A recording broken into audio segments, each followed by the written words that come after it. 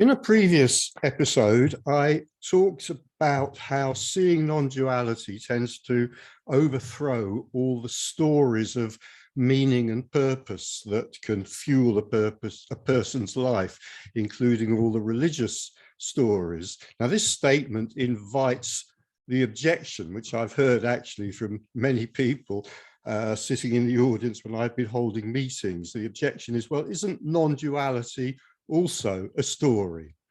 And of course, the answer to that is, well, yes, absolutely. Of course it is. Anything that can be put into words or ideas is a story. However, my claim is that non-duality is the mother of all stories. It's the story which has the least extraneous details and ornamentations and unnecessary curlicues compared to other stories of meaning and purpose, such as the world's religions, such as spiritual stories.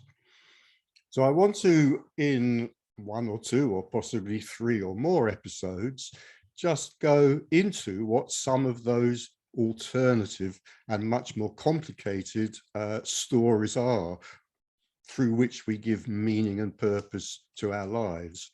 And I'm going to start today with the story of Catholicism. And what I'm going to do is I'm going to read a chapter from my book, Confessions of a Seeker, which is called Among the Catholics. I'm spending an afternoon at a Benedictine monastery. This is an unusual thing for me to do. In fact, I have never done it before, nor have I ever done it since. I have been invited by a friend to be a guest at part of a weekend retreat for members of the Bede Griffiths Sangha. This is a community of people who seek to combine Western and Eastern spirituality as Bede Griffiths, a Benedictine monk, himself did. Although a Roman Catholic, he helped to set up an ashram based partly on the Hindu model in Kerala and lived for many years in another ashram in Tamil Nadu. He took a Sanskrit name and became known as Swami Dayananda. I sit through discussions, a sing-song, a meditation, and then an exercise in which we are divided into subgroups and given a handout. On it, there is a series of quotations for us to contemplate. We each have to choose a quotation from side one of the handout. In turn, we will read our quotation out to our subgroup and then talk briefly about why it has particularly touched us. Edward, who is our subgroup leader, explains that these anyway are our instructions, but he is a liberal-minded leader of a liberal-minded group, so we can interpret them as liberally as we like. I warm to Edward. I particularly like a quotation on side 2 of the handout. It is quite recognizably about non-duality, a topic which fascinates me.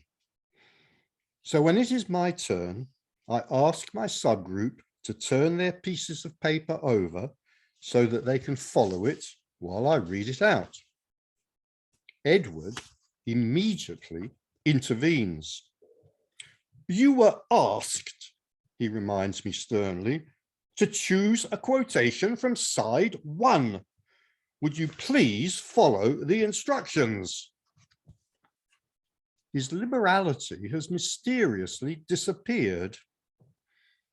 His tone implies that because of such insubordination, empires might crumble, and that because I am a guest, almost an interloper, my willful refusal to follow the instructions that were so clearly given to me is even more heinous.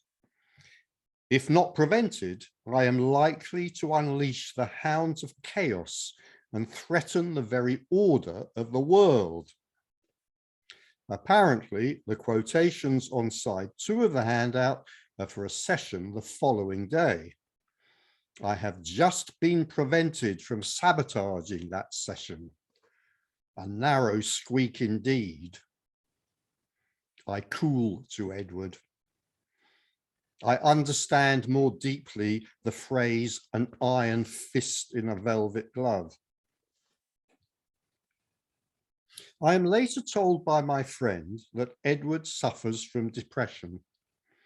I'm not surprised. Nor am I surprised that several other individuals at the retreat also experience bouts of depression, and that in my 4 or 5 hours with them, I get the impression that they are a deeply troubled group of people. At that time, I believed that repression leads to depression. I still believe it now. At that time, I believed that the fastest way to freedom is to feel our feelings. I still believe that now too.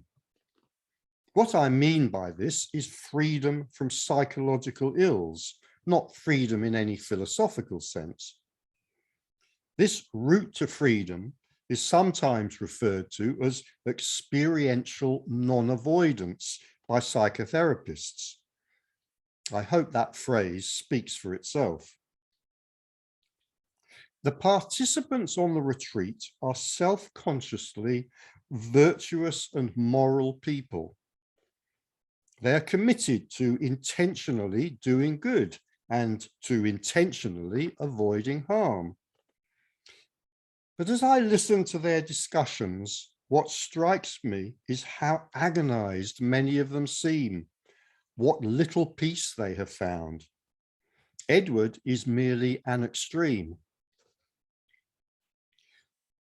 Their problem seems to be that they have seen through the falsehoods that they were told by the Catholic Church during their upbringing, but in spite of their anger at this, they are still too enmeshed in the Church's propaganda to break entirely free.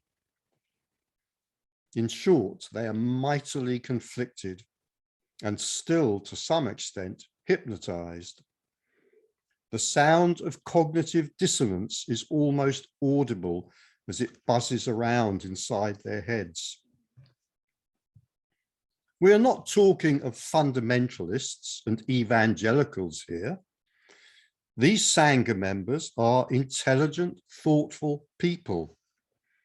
They have recognized many of the absurdities that lie at the heart of Catholic doctrine, as well as some of the terrible harm that has been perpetrated by their church. 1, the antepartum, in partu, and postpartum virginity of Mary. 2, Mary's physical ascension into heaven, perhaps before the corruption of death has taken place.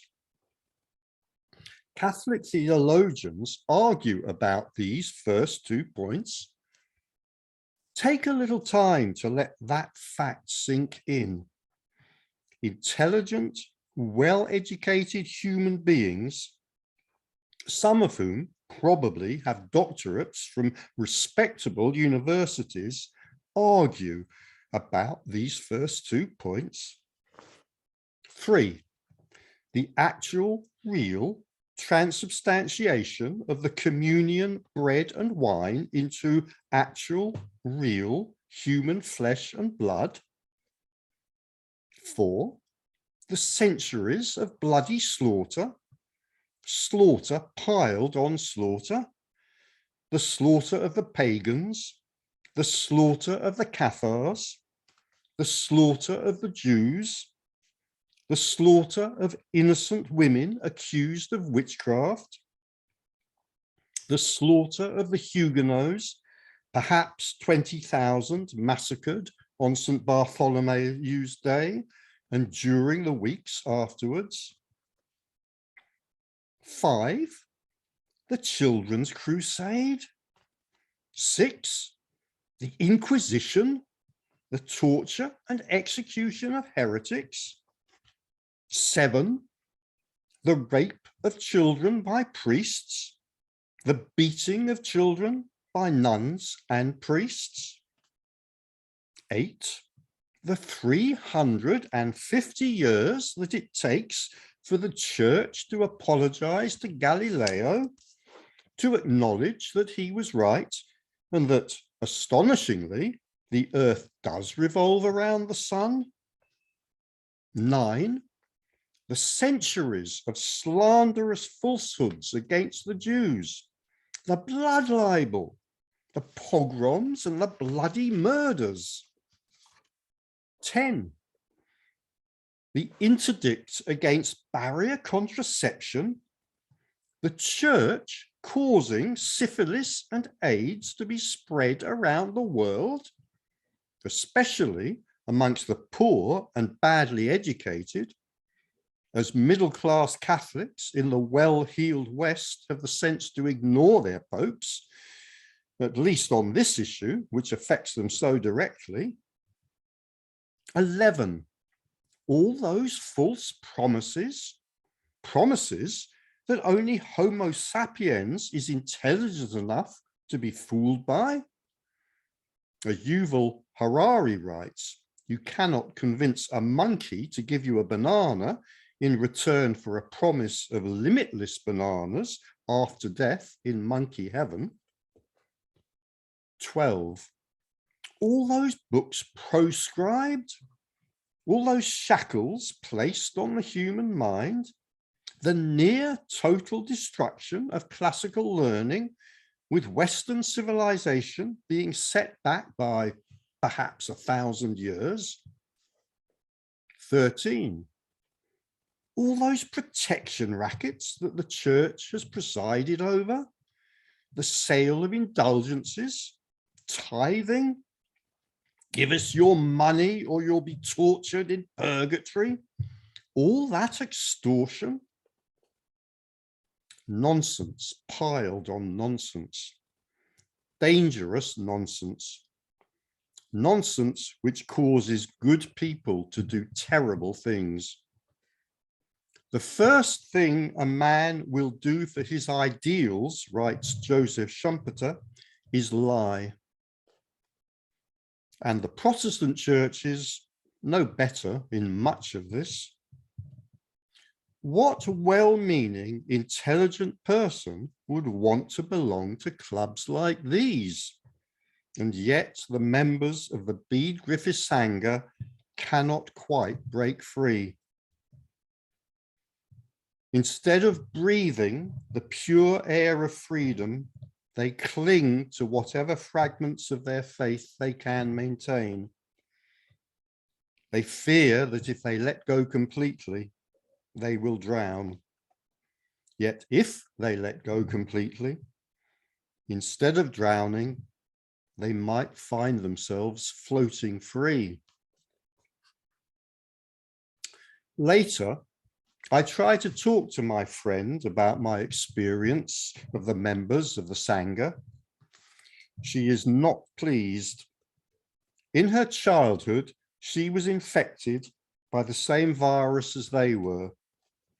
Although she is fiercely intelligent and could be described as utterly lapsed, she too cannot quite break free of the baleful influence of the church. She even denies to me that the church interdicts barrier contraception. Well, perhaps we could argue over the words, but I have witnessed a lupine South American cardinal stating directly to the camera, in contradiction of the scientific evidence, that in any case, condoms do not give any protection against AIDS. The latex has holes in it large enough for the AIDS virus to pass through. Is he stupid? Or is he lying? One of these must surely be the case. Nonsense piled on nonsense. Falsehoods, dead women, dead babies.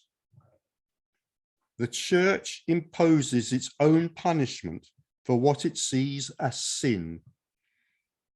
The wages of sin shall be death. Ultimately, my friend and I have to agree to disagree, though the tension that this generates between us never quite disappears. I am not invited to the Bede Griffiths Sangha again.